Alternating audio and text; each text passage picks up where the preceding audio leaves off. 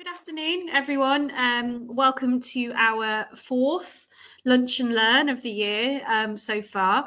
This is our kind of regular series of online short sessions where we invite very interesting people to come and share their stories with us. So usually they are founders of companies, they are entrepreneurs, people who are doing really interesting things in their different sectors, to kind of share that honest look of, how they've got to where they are today, the real warts and all stories behind building a successful company. And yeah, to share that with you and have some opportunity for some discussion and some Q&A.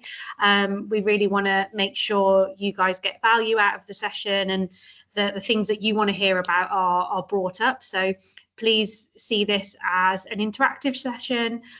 You can use the chat function to pop any questions in there while we're talking, and we'll get round to them, or you can raise your hand, or however else you want to ask your questions. So yeah, today we've invited Neil Davidson, who is the CEO and founder of HeyHuman, which is a people-first creative agency. And I won't say any more about Neil. I will let him introduce himself. But Neil is also currently, so his connection with Aston is that he's currently doing a DBA as part of the business school, and he's focusing on AI and creativity, which is a fascinating topic, which we can get into a little bit as well. So Neil, it would be great if you could introduce yourself in a bit more detail, and then we'll get into the discussion. Yeah, hi. Thanks for that, Kath. Yeah, so as Kath said, I'm CEO of HeyHuman. We're a creative agency that do advertising and communications for large brands, mainly in drinks and financial services, if I was going to simplify it. And we've been going for 14 years. There's a bit of a story behind that, but yeah, we were launched 14 years ago. Previous to that, I ran or was part of large advertising agencies. Previous to that, I was in government communications. So I worked in Whitehall on things like communications around HIV and AIDS, drug misuse, and community care. But then I crossed to the commercial side and started working in agencies, and started off in what is known as client services. I then became a strategist. I then got into sort of leadership and management, and like I say, launched HeyHuman 14 years ago by buying another business from a private equity company, and then building it from there with a very large debt. You never get a bargain from a private equity company.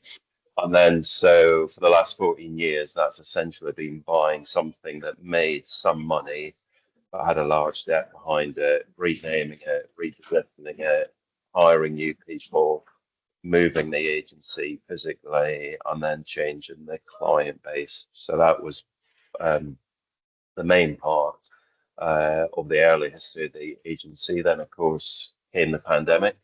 And like many businesses, we had to restart and reset and rebuild post-pandemic. And then,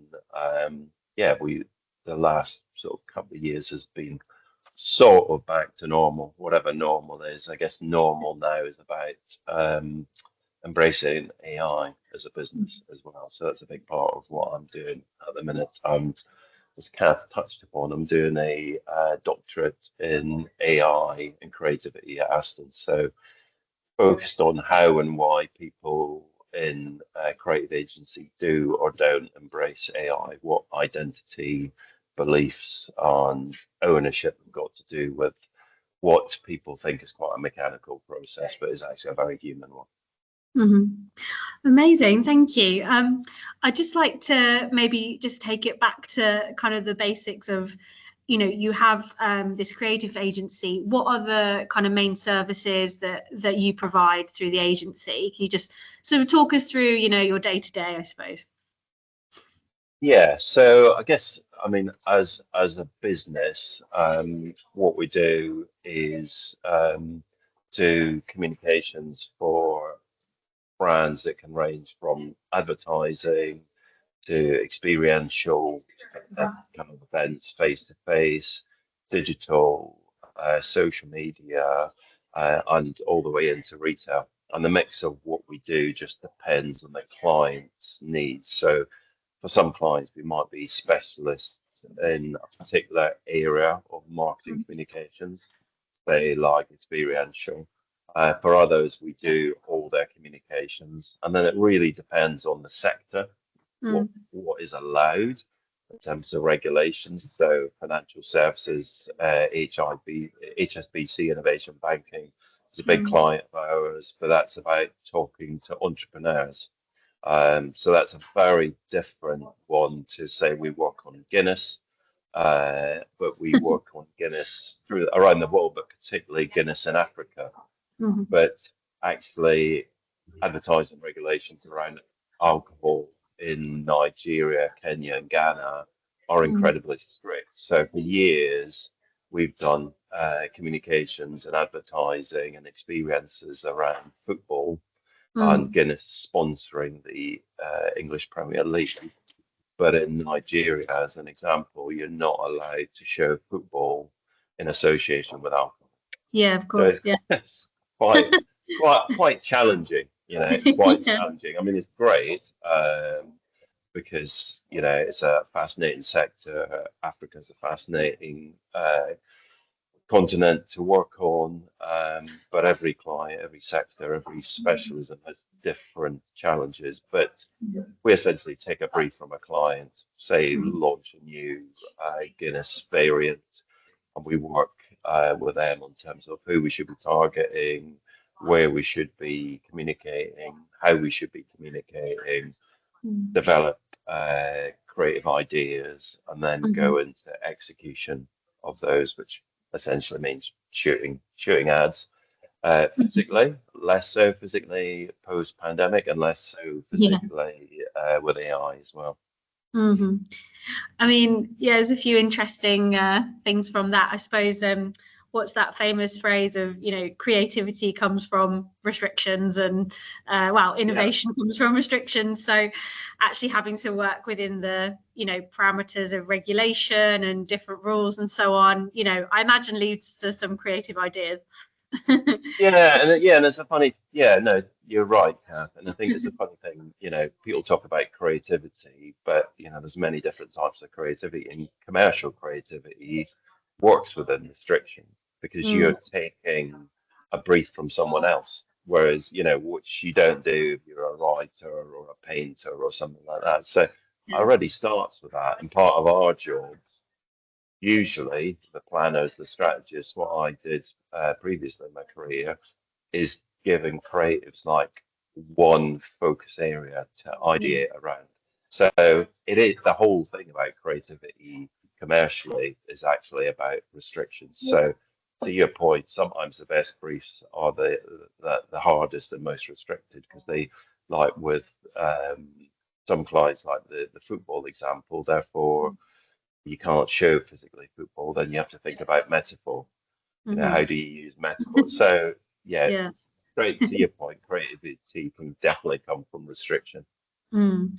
And what you obviously had a career, like you said before, in sort of government and different areas. What kind of prompted your move to then buy this business and sort of become your own boss, if you like?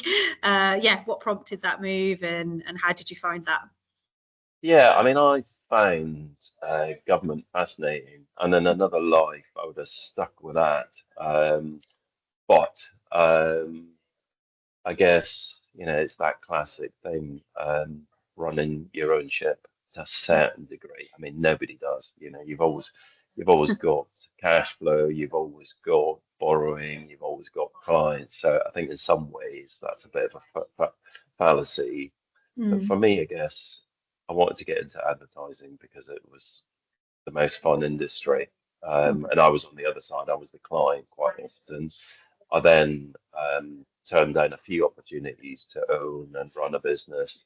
And then I think that's quite often the thing that people learn through their career is the best things happen through happenstance. I went in to do what I thought was going to be a short-term role, setting up a strategic function in a group of agencies, and that was pushed by the private equity company over the actual owners. And then about 9 months in, they realized they were going to get to the end of their funding runway for private equity. They weren't going to hit the numbers that they wanted to, so they wanted to sell the agency group.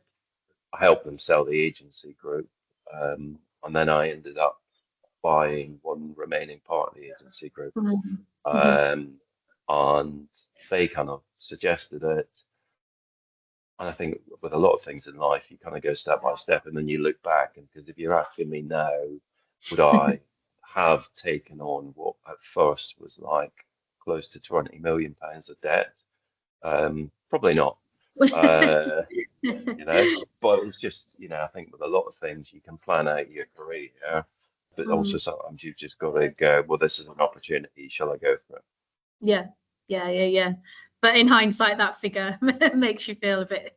No, it makes me feel slightly unwell, if I'm really honest, because it's a crazily large amount of money. But I guess what we did do was set up all the governance and set up the company in a way that we felt that we were confident we could repay that debt, and we've probably repaid it in, I don't know, about 7 years. But then managing a business with a large amount of debt over it is a very different thing to managing a business with no debt. So we kind of did a startup with cash flow, which is a massive thing, but also we did a startup with a massive debt, which is two quite conflicting things to think about. It does make you behave differently in different times.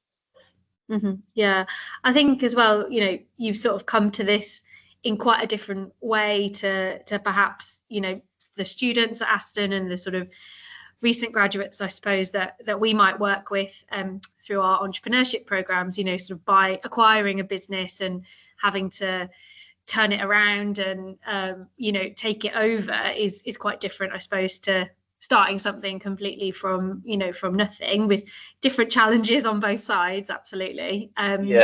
What was that process like of sort of, okay, I own this business now, what am I going to do? What am I going to do with it? How am I going to change things? And how did you sort of approach that? I guess step by step. I guess you kind of, by the age and stage I was at, I kind of knew myself, and so it was really, so what I didn't mention, I always forget my CV. I was part of starting an agency in Prague before then. Okay. And so I can compare the two. And I guess the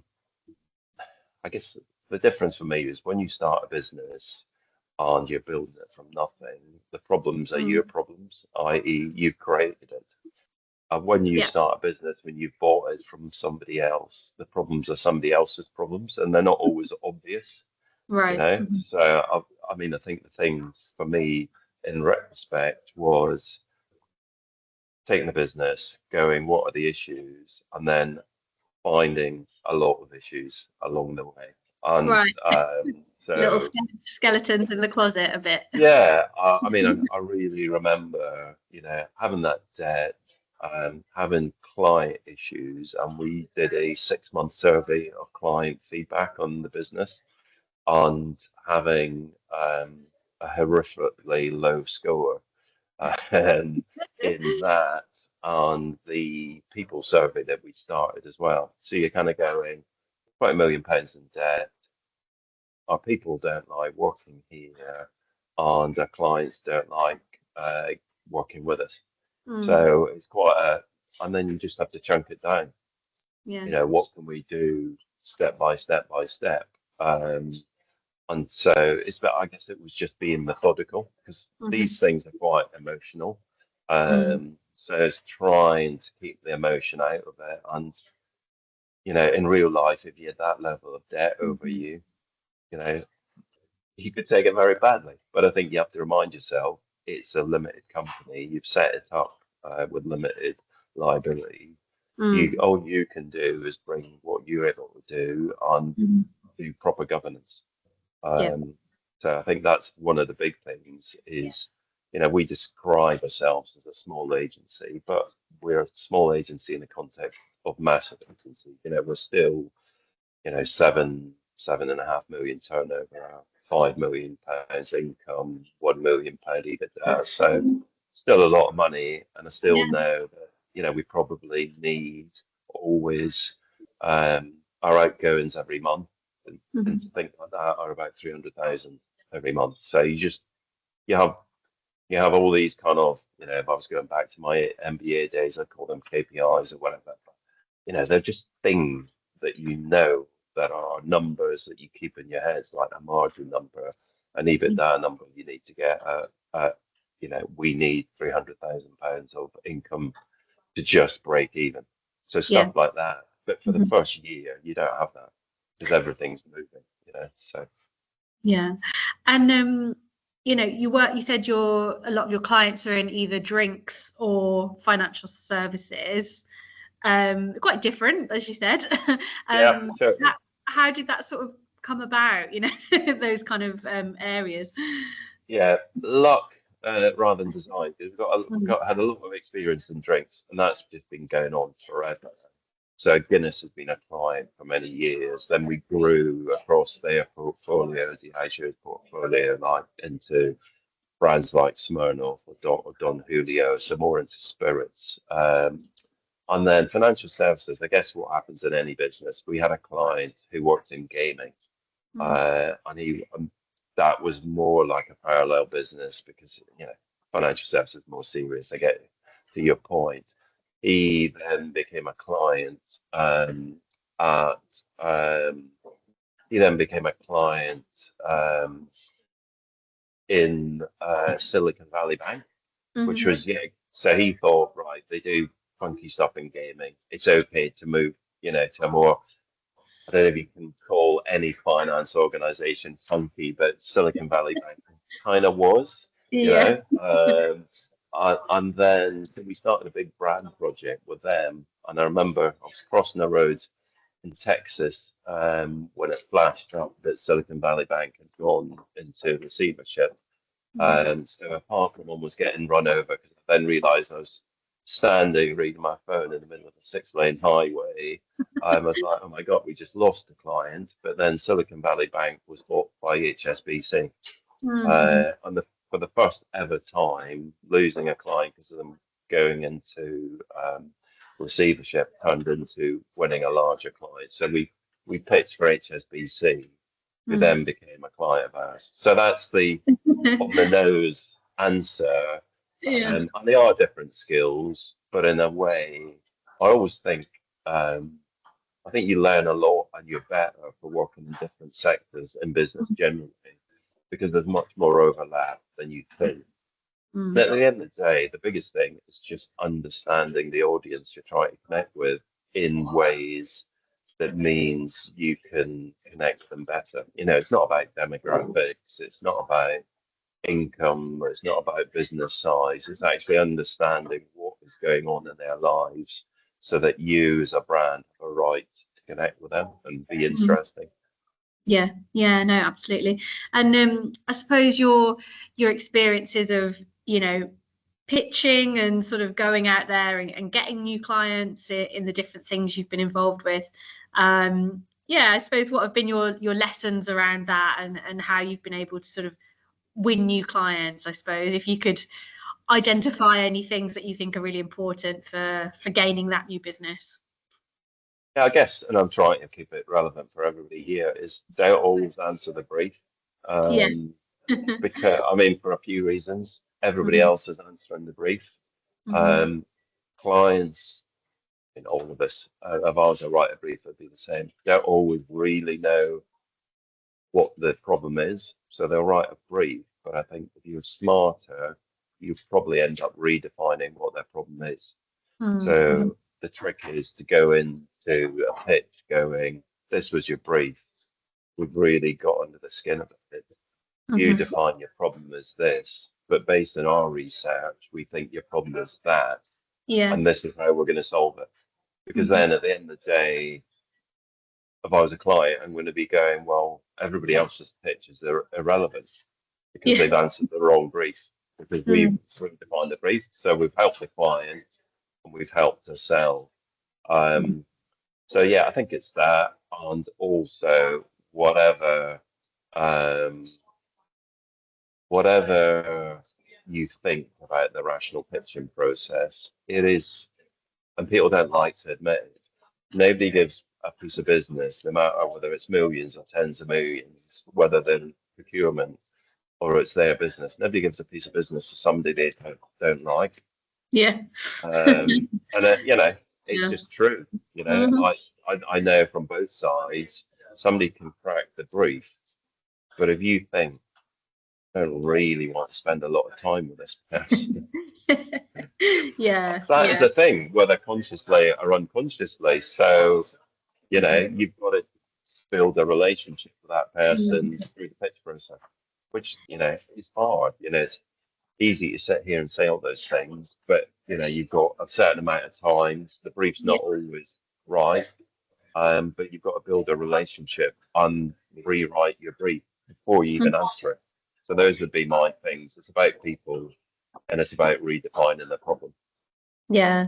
Can that backfire sometimes if you sort of push back on a brief and say, well, that's not quite the right thing? Do you ever get pushback from clients saying like, well, no, that's what we want? And Yeah, sometimes. Yeah, yeah. sometimes. But I think also it's a good question because I think sometimes what you have to do is don't wait until the day of the pitch.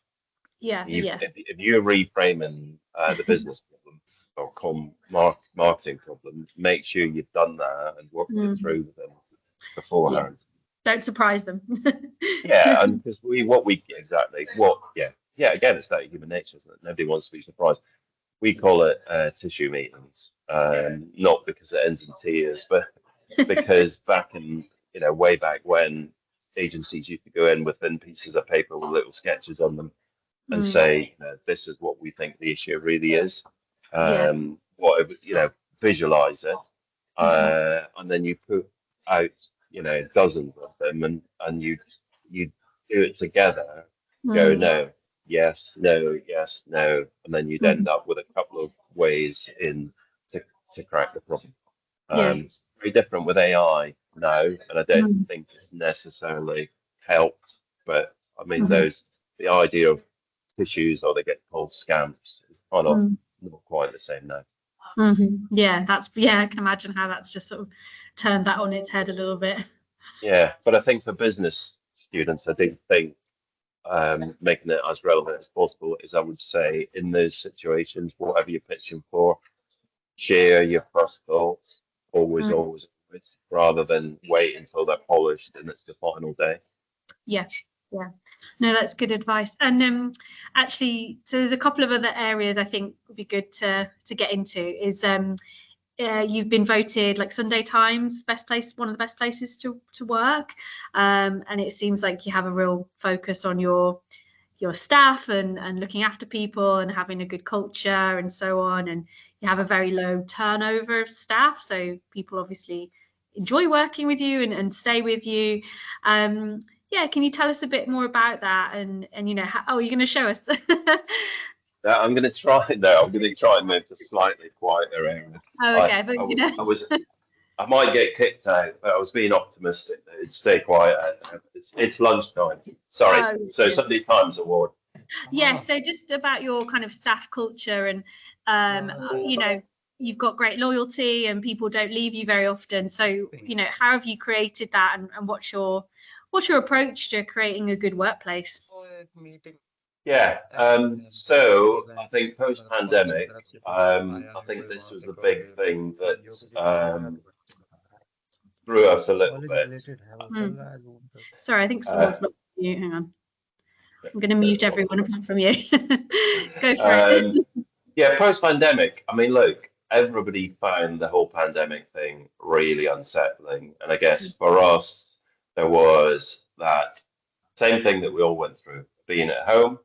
I Mhm. literally remember, just for IT security, going through London once a month to press the button on payroll in the agency, and it was like going through a disaster movie. Waterloo Station had about 2 people in it, that kind of Yeah. thing. And then we had to put a lot of people into furlough because clients just pulled all their budgets. Mhm. We then came back and we tried different days of the week, different amounts of days. So we moved from a 5-day-a-week model like everybody. And so we just realized that, we had to kind of help people bounce back a bit from it because I do think there's a genuine COVID hangover where people were just Mm. a bit tired, a bit weary, Yeah. and little things became big things, Mhm. in personal life and in business. And also, we had a really hard couple of years. So we basically, and I think part of the trick is we had a session as a group, and then we handed it over as a challenge to execute. How do we raise our scores in terms of people's happiness, enjoyment at work? So basically, because we called ourselves HeyHuman 14 years ago, everything begins with hey. So the team called themselves Haymakers, and basically, we did a lot of surveys. We did a lot of talking to people and found out, what were the best days of the week to work in? How many days? What did they want to experience when they came in? What things would make time out of work together better, Mhm. et cetera, et cetera. And so we've had a program for 2 to 3 years. It has literally put the scores up and up and up. Mm. And I think the Sunday Times Awards are a really good thing to do because it's an external benchmark. Yeah. You can't influence it in any way. And so we won that in the last year, and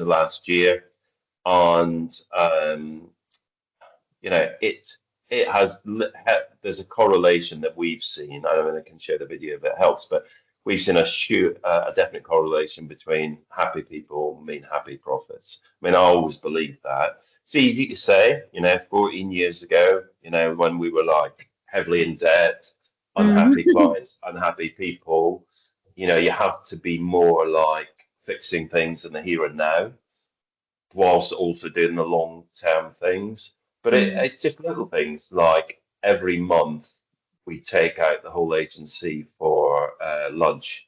And Mhm. we go to Weird and Wonderful. We're in SE1, so in between Borough Yeah. and Elephant and Castle. So we just take people to various Weird and Wonderful restaurants. Mm. Um, and then we have, like agency drinks at the end of the day.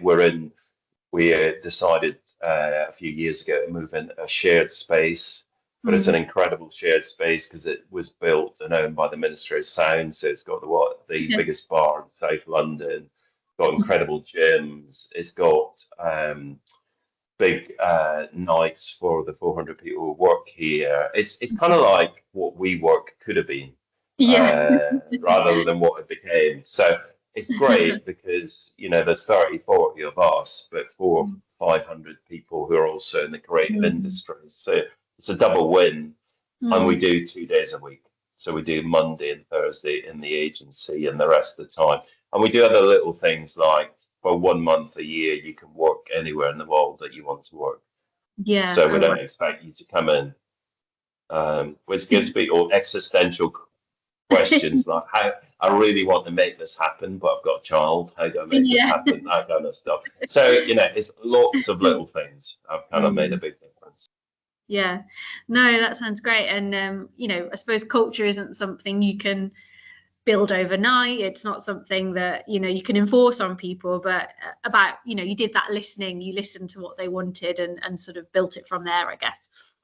Yeah, it is all those kind of management cliches, but it is ground up and it is like letting go, Mm. being prepared to say, right, it might be our business, but actually, there's no point. I don't, I wanted different things in my 20s and 30s and working in an agency from what people want now.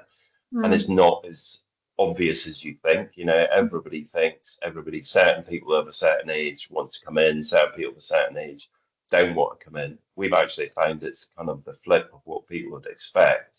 Right. So it's just making that work, but Mm. also saying, right, we're going to have 7 people who are going to run this. Mm. And unless they do something crazy, we might not agree with everything they do, but that's not the point. Yeah. Hmm.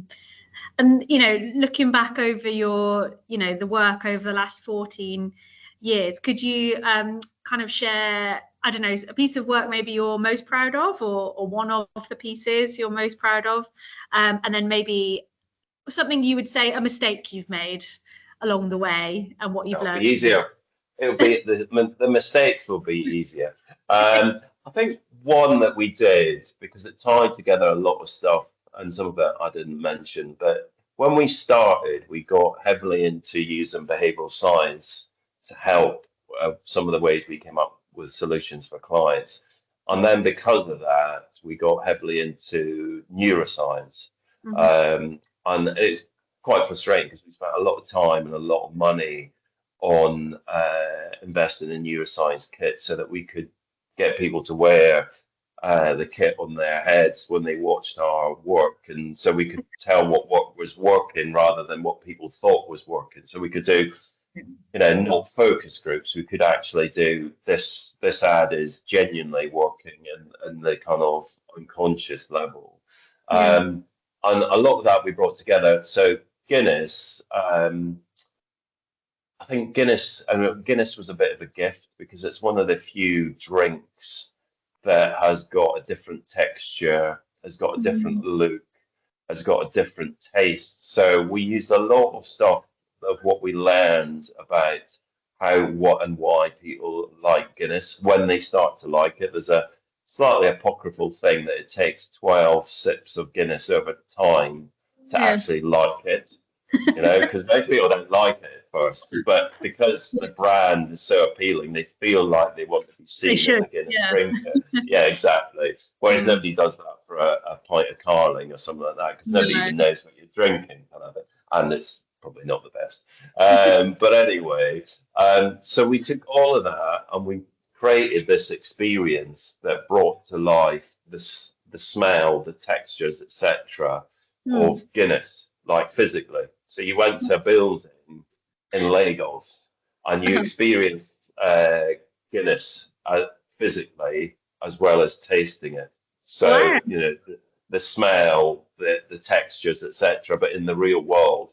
And then we amplified it on social, etc. So, I mean, one, it was Guinness, and it's just like a really complex brand to bring to Mm. life. So doing that in that way was great. Two, it was doing it in Lagos, and I don't know. I'm sure people being in Lagos, but I always feel like London feels like a sleepy village compared to Lagos. Like it is crazy, like busy, and so making a big experience like that happen Mm. there, and then we rolled it out across sub-Saharan Africa. So I guess that won loads of awards, etc., because it kind of walked our talk, and it was a great piece of creative work. Mhm. Mistakes. I think the easy one is sometimes you can't always go. It's trying to do things at my pace, not other people's pace. Mm. As in, I think it's quite easy when you've got your vision in your head and it's really clear, and you're in a hurry to forget that your vision isn't clear to everybody else. Mm. Mhm. Even when people hear it, they might hear it differently. And also, people that just need more time sometimes to get their head around something and make it happen. And then it'll stick. So I Yeah. think it's sometimes just, and creativity, like I like to think, people might tell me differently, I like to think I'm less impatient than I was 20 years ago.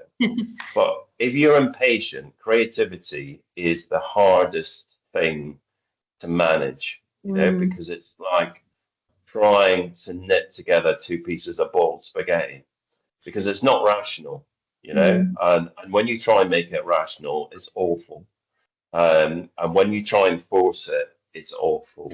So you've kind of got to, the same thing with, trying to get people to go at your speed. All you can do is create the environment to give it its best chance. And then you have to let it go a bit, Yeah. which, it's just life. I mean, it's a lesson for life as well, Gav. But Yeah. I think that is it. I think all you can do as a leader quite often is sometimes, just get people on the boat, make sure there is a boat, and make it a nice boat, and then steering it and getting there on time is down to the crew. Yeah, this is a I've good message. never used a rowing analogy in my life. Yeah, it works, I think. It's good. You just got to create a good boat, a nice boat. Yeah, leave. And well, my gig is to make sure the boat doesn't sink. The rest is down to Yeah. everybody else. Yeah. And how big is your team at the moment? So I mean, things have changed so much, but pandemic, I'd say full-time equivalent is 35 people. Oh, wow. But it's a funny thing, I don't think measuring agencies and a lot of businesses now, particularly AI, etc. It's almost like number of people is irrelevant now. Yeah, I know what you mean. Yeah. I do think in 10 years' time, this kind of business could be 8 people, but still making the same income and profit. Yeah. Well, actually, that does lead us on nicely to AI, which I think we can discuss that a bit, and then I think we've had some questions come through as well, which is great. So obviously, you're focusing on AI for your kind of research at Aston, and you said it's something you've embraced in the recent years with with your team and with your work. Tell us more about that, and how have you embraced it, and what are the benefits you've seen in your work, and I guess what are the challenges as well?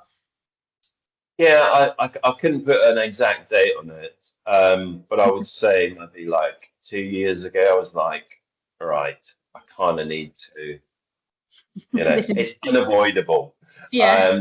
And funnily enough, my original doctorate focus was on creativity.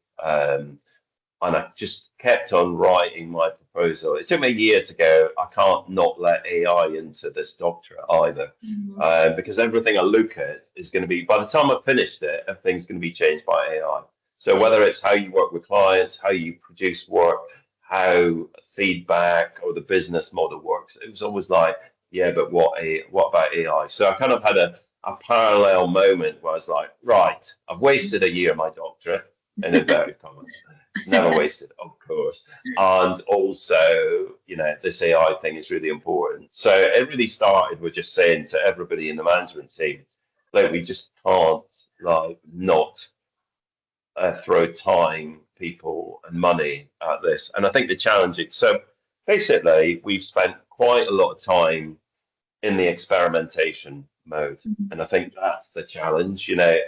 If you believe what people tell you, there's so many businesses that have sort of flicked a switch, automated, done X, Y, and Z. And I've interviewed some of those as part of my doctorate. But for us, there is no such thing as AI. There's just AI tools that could do some of the things in the business. So what we've done is look at the use cases. So I think you start by parking AI. You go, what are the things that we do a lot that frustrate people? We waste a lot of time, and we constantly go, there must be a better way. And then how do we chunk it down? And then how do we try and find an AI tool that might solve that? So that is what we've been doing ever since, and we've set up a sort of small group of people, not at the management level, but day to day in the agency, and they're tasked with, right, what's the issue? Is that the most important thing? Is there a tool for that? Let's bring it in. Let's test it. Let's see if it works. But it is, I think some people might be able to go, right, I want to set up a business and I'm going to build it on an AI use case. Fine. But I think for existing businesses, it really is going, what are our greatest issues?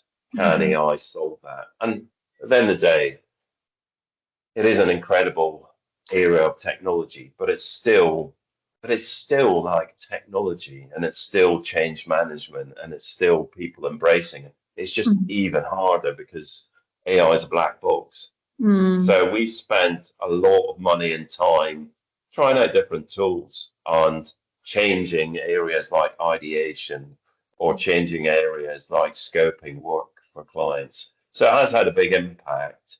But I think the challenge is we might use one tool for 6 months, say in ideation, or even like using Otter in meetings has actually transformed a lot of the wasted time.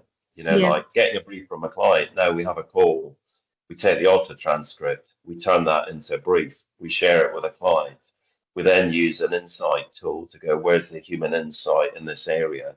To then spit out a brief. I almost stopped myself saying spit out, but it's true. And then creatives might use another tool to help them in terms of inspiration and things like that.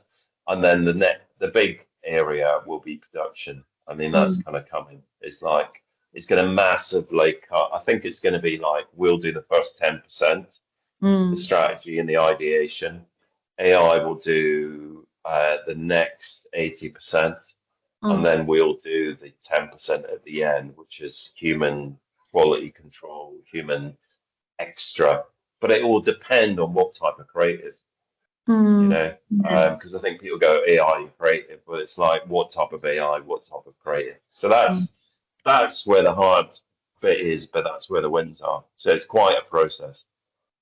And what do you think the sort of knock on sort of client perceptions of that is, I suppose, if they kind of think, well, if you're using these tools to get things done faster, or, you know, do they expect, I don't know, you to do the project faster? Do you think there's been a knock-on effect with clients yet, or do you think that'll come? Not yet, but it'll come because it's a funny thing. I found us as an agency and me personally moving faster on AI than our clients were.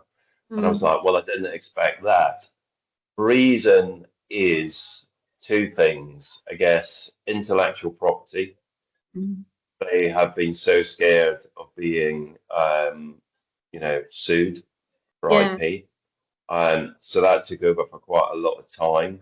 And then the second one is their own brands and their belief in creativity. So we had one brand who wanted to use AI, tried using AI, but because they're quite a, how would I describe it without saying who they are? They're quite, they're more of an urban stroke brand of the streets. And as soon as anybody who bought them realized they're using AI, they were outraged because it was off brand to them. Right. Okay. So there's all of that. It will come, but there's lots of debates about costs, etc. Because it's not actually at the minute. It's not saving us any money as an agency. It's meaning we can do better work.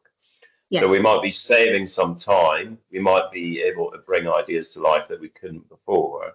But on the flip side, obviously, I'm spending as much on tools and training.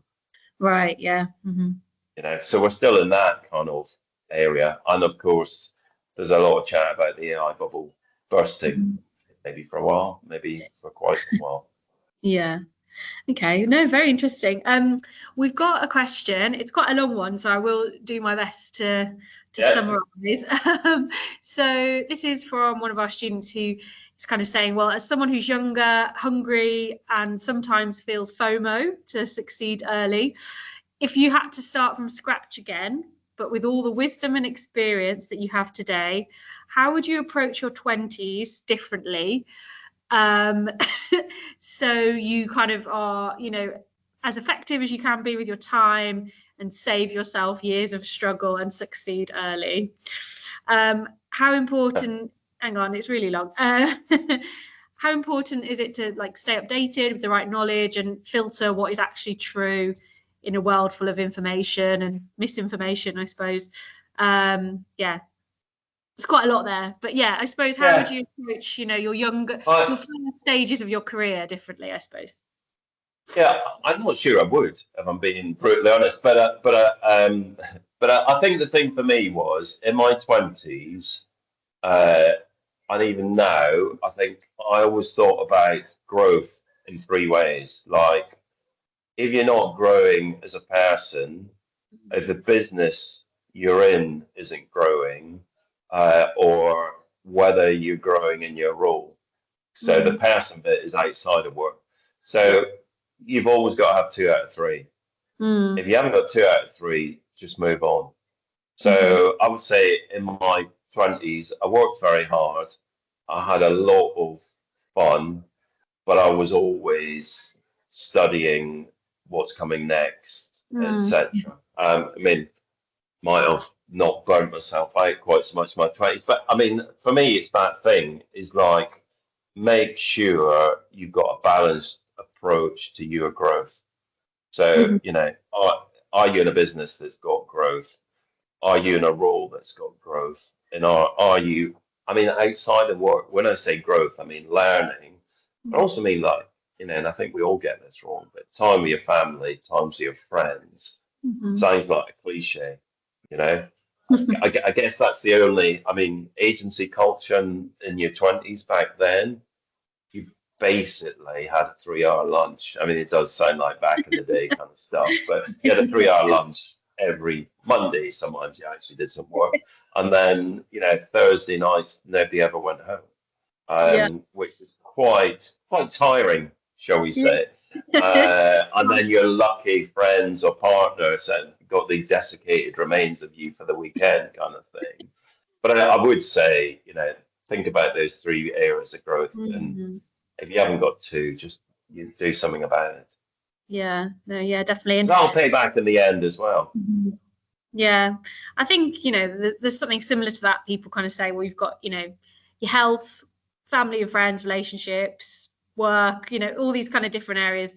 You probably can't do all of them at once, really well, You can't. but make sure you're doing, 2 or 3 and sort of switch it around, A few years back, I did started my MBA at Warwick and did 2 marathons, and I was managing the final stages of paying off the debt to then set up a new equity scheme for the succession team.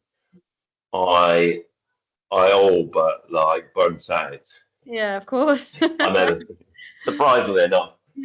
So the drastic move I took was cancel one of the marathons. But you can't do it all. You've only got so much energy and there's only so many hours in the day. But push yourself, but push yourself with a bit of perspective, because I've seen too many people fall over, and it is a cliche, but it's a marathon, not a sprint. Yeah, no, definitely. And I think that kind of addresses what this student's saying around sort of feeling pressure to like succeed early. And I think, for a lot of people that won't, well, it depends what you mean by that, doesn't it? But also that kind of thing of, someone who's made it big overnight, age 25 or whatever, is the anomaly, or, maybe even a bit of a myth. So yeah, I don't know. What are your thoughts on that kind of? Yeah, I see people who are still struggling with that in their 40s who've got, I'll misquote this quote, but I think it goes along the lines of at the heart of most unhappiness is comparison, because there's always somebody who makes you feel lesser. Do you know what I mean? There's always somebody who's nailed it, but it's only that one person, you know? I think you've got to go, am I happy, to you, how you framed it, Kath, or how I framed it? And if you are, that's the kind of end of it. Yeah. I'll be honest, I don't, I'm not the kind of person who wants to have a Porsche or stuff like that. I couldn't care less about that. So that doesn't bother me. So it's keeping your own perspective. Absolutely. We've got a couple of minutes left. If there's anyone else who does have a burning question, please speak now. But just a kind of little wrap up one from me, I suppose, is we've probably got people on the call or people who'll watch this afterwards who, aspire to set up their own agencies. We have a lot of students who maybe not kind of creative agencies, but certainly like digital marketing agencies and people wanting to do like social media and so on. It's very popular. What would be your advice, I guess, any piece of advice to people thinking about starting an agency who are in the process of doing so? Any guidance for them? I think a weird one. I don't know why it just popped into my head, but I think it's like understanding the difference, because I'm amazed how many people don't, is the difference between marketing communications and marketing. Like, you're not doing marketing. And it's when I do my MBA, I never met anybody in from agency land doing an MBA. And marketing's if you want to set up a marketing consultancy, do that. But realize that if you're setting up an agency, you need to understand communications and you need to understand creativity. And if you don't get excited about either of those, just don't do it. I mean, it's that classic thing, you post-rationalize. But my original degree was communication studies. So when I kind of look back, and then I went into communication roles in government. I can't remember my 20-year-old self, but I clearly was really excited about communications, and then that's what got me into agencies. Yeah. So if you love that, great, do it. And then, where we started, I guess, is you've got to like building relationships with clients. Some people do, some people don't. Some people are great at the creative side, some people are great at the strategy side, some people are great at the kind of money side. You've got to, if you're going to start up an agency, realize you've got to love the comms, love creativity, but what kind of agency person are you? You won't be all of them, and build your agency around that. Are you building it about, I'm a brilliant client relationship person? So take all the characters out of Mad Men. Which one are you? Which one are you? There's not many planners in there, which is what I was, but because they're a sort of late addition to the industry. But be really clear. Are you coming in as a business person who loves client relationships, or are you coming in as a business person who loves creativity or the strategy piece? Because agencies are different flavors, and the flavors usually go back to the founders. Okay, so figure out who you are and then who you need to sort of bring around you to kind of boost the team, I guess. Yeah, because last thing I said, that client last week said, "Oh, I really like HeyHuman because you can tell it was set up by a planner." And I was like, "Oh, I've never really thought about it." But you do all these things unconsciously, So the flavor of our agency, not solely me, because it's definitely not just about me, but if you value the strategic side and how that feeds into creativity, well, guess what? That's what your agency is going to be like. And then you're going to attract clients who want that kind of agency. So it kind of feeds itself. But if you've not got that self-awareness, then it'll be like me, it'll come as a surprise to you decades later. You'll figure it out at some point. Exactly. Oh, brilliant. Well, we're bang on 1 o'clock, so that feels like a nice place to stop as well.